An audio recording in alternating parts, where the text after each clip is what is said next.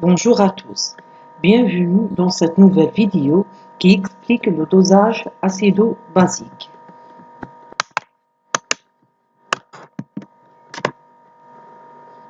Ce travail pratique se divise en 4 parties essentielles. Objectif du TP, partie théorique, partie expérimentale et enfin question.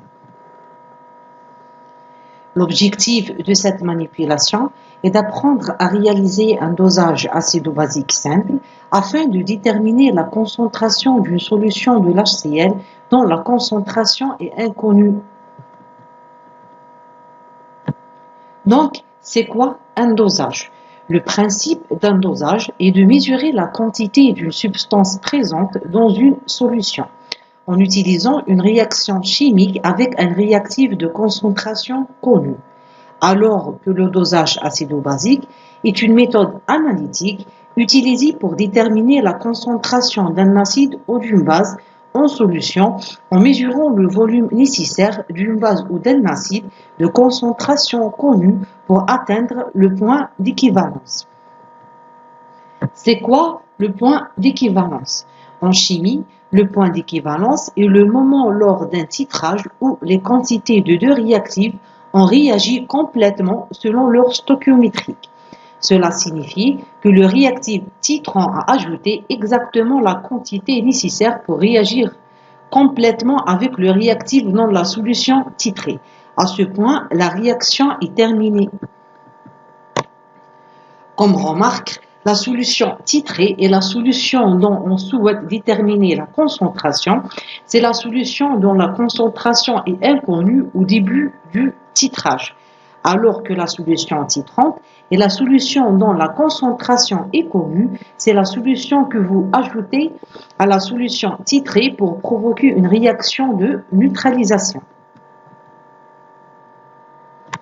Pour un dosage acido-basique, ce dosage repose sur la réaction de neutralisation entre un acide et une base.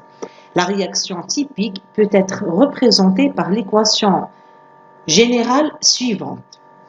L'acide et la base réagissent pour former un sel et de l'eau. La formule pour déterminer la concentration d'une solution inconnue est égale à la concentration A multiplié par le volume A est égal à la concentration B multipliée par le volume B, où la concentration CA et la concentration et le volume de l'acide respectivement, CB et VB et la concentration et le volume de la base respectivement. Et voilà le montage expérimental de base pour un dosage acido-basique. Lorsqu'on réalise un dosage acido-basique, donc on dispose un bécher dans lequel on place un volume connu de la solution à titrer dont la concentration est inconnue, d'une burette graduée dans laquelle on place la solution titrante de concentration connue. Donc, le volume versé sera mesuré grâce à la burette.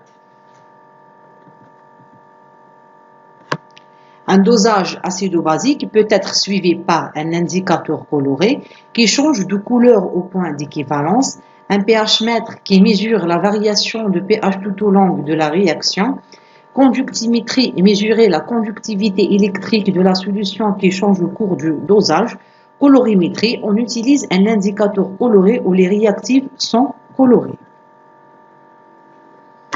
Pour réaliser notre manipulation, nous suivons les étapes suivantes. Plutôt, pour les produits, notre travail expérimental nécessite le matériel suivant. Un Erlenmeyer, une pipette, une propipette, une burette, fiole jaugée et piscette. Pour les produits chimiques, nous avons besoin de l'acide chlorhydrique HCl, c'est une solution commerciale, de l'hydroxyde de sodium NaOH de concentration 0,1 mol par litre, de l'eau distillée, ainsi un indicateur coloré tel que le bleu de bromotimon. Donc, c'est quoi le rôle d'un indicateur coloré? Un indicateur coloré est une substance qui change de couleur en fonction du pH de la solution. permettant ainsi de visualiser le point d'équivalence lors d'un dosage acido-basique. Pour réaliser notre manipulation, nous suivons les étapes suivantes. 1. Préparation de l'échantillon. Donc, tout d'abord, mesurer un volume précis de la solution d'acide à l'aide de la pipette et le transférer dans un Erlenmeyer. Puis, ajouter quelques gouttes de l'indicateur coloré bleu de bromothymol dans l'Erlenmeyer, selon le montage suivant. Pour le titrage, remplir la burette avec la solution de la NaOH, noter le volume initial de la solution de la NaOH dans la burette, ajouter lentement la solution de la NaOH à l'acide tout en agitant l'Erlenmeyer jusqu'à ce que le changement de couleur se stabilise. C'est la fin du titrage. Une fois le dosage réalisé, on note le volume à l'équivalence, puis on utilise la formule suivante. La concentration de la NaOH multipliée par le volume de la NaOH est égale à la concentration de l'HCl multipliée par le volume de l'HCl. Donc, à partir de cette relation, on peut calculer la concentration inconnue de l'HCl.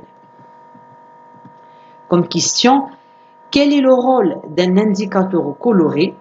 L'ajout de l'eau modifie-t-il la position de l'équivalence?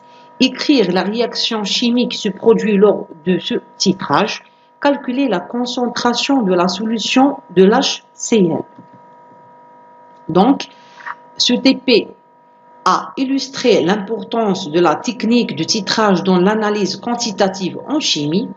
Le dosage acido-basique réalisé a permis de déterminer la concentration de la solution d'acide avec une bonne précision. Et enfin, merci pour votre temps.